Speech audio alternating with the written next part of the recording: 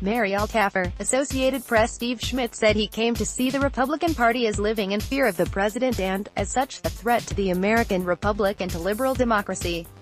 The party, he said, is irredeemable, at risk of going the way of the Whig Party or, as it now is in California, running third in registration behind Democrats and declined to state. By Dan Balz, Washington Post. For 3 decades, Steve Schmidt has played at the highest levels of Republican politics, as a top strategist in presidential campaigns and as an advisor to other GOP candidates. He has also been one of the most vociferous critics of President Donald Trump.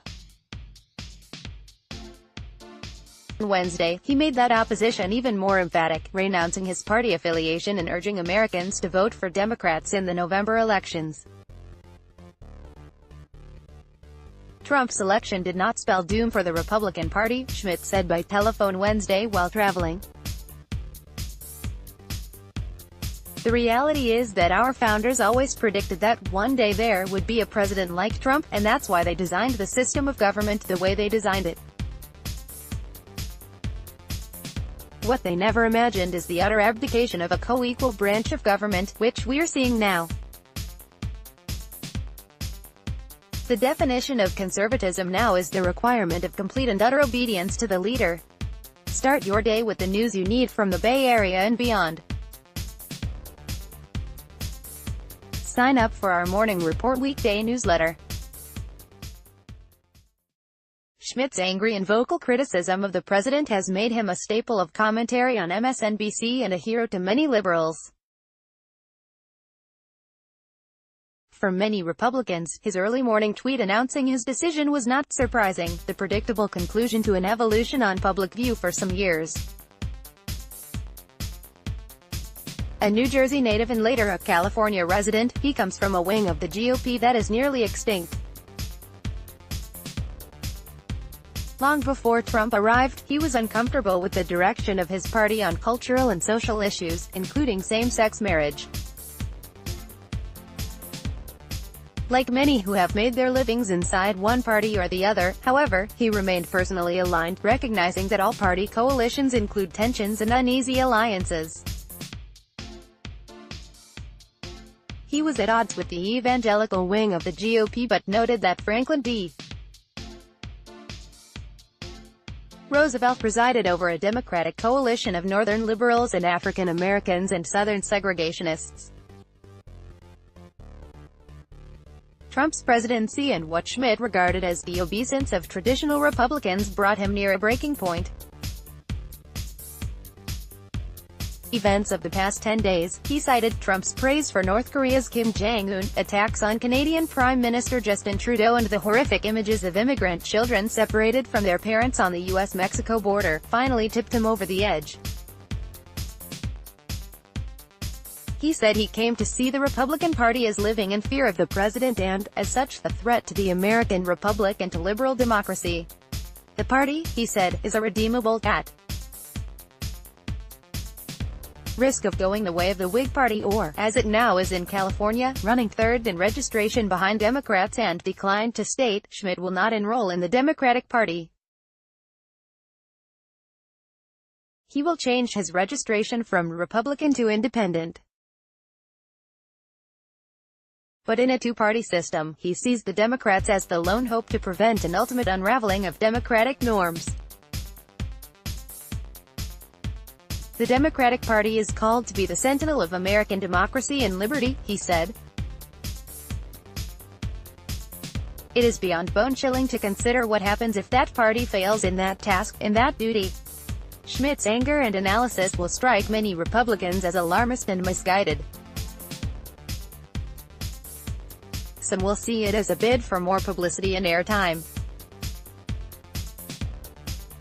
Some officials from previous Republican administrations who are no fans of the president nonetheless believe the institutions of democracy are working about the way the founders envisioned, providing resistance to the president, as many Republicans did this week about the border policy, or as the courts have done on other contentious issues, as leaders of Western democracies have done, and possibly as Special Counsel Robert Mueller could do with his investigation, though the outcome of that is far from knowable. Schmidt sees it differently. He sees an abdication by the congressional wing of the Republican Party to remain independent of the president when necessary. There's a crisis of cowardice in the Republican Party that is profoundly un-American and, in my reading, unprecedented, he said. No one is prepared to lay down their political career to do what's right, to oppose the corruption, the assault on institutions, the non-stop lying, the assault on objective truth. That's not entirely true. Senator John McCain, RS, for whom Schmidt worked in the 2008 campaign, has been scathing in his criticism of the president. Sen. F. Flake, RS, has been so vocal about his differences with Trump that his political standing at home plummeted and he is not seeking re-election. Senator Bob Corker, R10, another who is leaving the Senate, has regularly stated his alarm at the direction of some of the president's policies. Rep. Mark Sanford, RSC, lost his seat in a primary race last week because he dared criticize the president at times.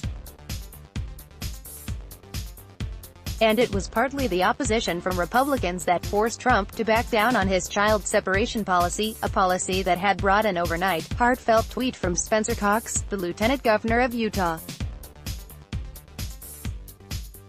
"Can't sleep tonight," he wrote. "I know I shouldn't tweet. But I'm angry. And sad. I hate what we've become. My wife wants to go. I want to punch someone. Political tribalism is stupid. It sucks. We are all part of the problem." But to Schmidt, those are outliers, exceptions to a broader portrait of a party that he believes is populated by servile politicians unwilling to buck Trump's loyal following. He called the party utterly corrupted, a force for incendiary politics and crackpottery, and a real threat to small l liberalism in the U.S.-led liberal global order. Some analysts of American politics attach to Schmidt and McCain some blame for the rise of Trump. In their reading of the past decade, McCain's decision to tap Sarah Palin, then the governor of Alaska, as his vice-presidential running mate was the starting point for the rise of the kind of nationalistic, populistic politics Trump employed to win the election. Schmidt was one of those who suggested McCain look to Palin as a possible choice, based on his and others' belief that McCain needed a dramatic selection to shake up the race and avoid certain defeat to Barack Obama. He wishes now that the choice had been different. "My role in Palin is something that there's not a day that has gone by that I don't have regret about," he said. "She was manifestly unfit, which he said became more and more obvious after she was selected, and she injected all manner of toxin into the political system. But she is not the cause of any of this." He charts the roots of the rise of Trump to later, after Palin resigned as governor and became, despite the harsh reviews of her candidacy for vice president, a prominent voice in the shifting politics of anger and disaffection. Trump, he said, profited from those changes. He decries the decision to welcome Trump into the 2012 Republican campaign despite his having pushed the false narrative that Obama was not born in the United States as a means to endear himself to a most extreme wing of the GOP. Trump was legitimized by birtherism, and he was abetted by a billion-dollar incitement industry, he said. Schmidt's decision to abandon his party and call for Democratic victories in November might not sway many in the GOP. He was already seen as outside the party family. And as he freely admits, his views of the president are well known and oft stated at a volume not easily missed. With all that, he offered perspective on what led him to Wednesday's tweet. "Politics always fascinated me," he said. "In my 20s, I was involved in politics and, as I look in the mirror, not for the noblest of purposes.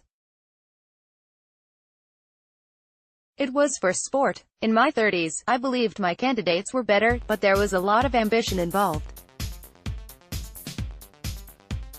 Today, I look at it as a way to make fundamental choices for the country, and I'm extremely worried. There is poison coursing through it. I'm going to continue to speak out as best as I'm able. AD Quality Auto 360p 720p 1080p. You might also like air conditioning now finally affordable thanks to newthingstoday.com. 1 o'clock. How Toshiba can help us build a better world. Toshiba APAC. What you need to know about baby's milk powder. Abbott Family. KFC Pocket Bandito, cheesy turkey bacon, barbecue nachos. KFC sugar causes diabetes. 12 myths you fell for. Mount Elizabeth Hospital, Singapore. Future-proof your career with an IT degree at some part-time, full-time degree programs.